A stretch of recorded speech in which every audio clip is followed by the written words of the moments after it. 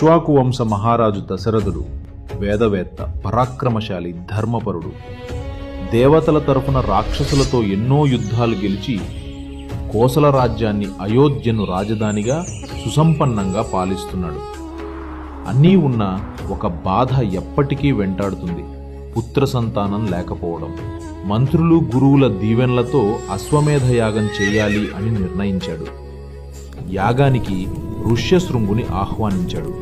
అశ్వమేధ యాగం అనంతరం జరిగించిన పుత్రకామేష్టి యాగంలో యజ్ఞపురుషుడు ప్రత్యక్షమై ఈ దేవతలు వండిన పాయసం భార్యలైన కౌసల్య, కైకేయి, సుమిత్రలకు ఇవ్వండి, సంతానం కలుగుతుంది అని వరమిచ్చాడు. కొద్ది కాలంలో చైత్రశుద్ధ నవమి నాడు కౌసల్యకు రాముడు, దశమి నాడు కైకేయికి భరతుడు, సుమిత్రకు లక్ష్మణ, శత్రుఘ్నులు జన్మించారు. 4 అన్నదమ్ములు సకల గుణ తేజో సంపన్నులై విద్యల్లో, శౌర్యంలో అందరికీ ప్రీతిపాత్రులైనారు.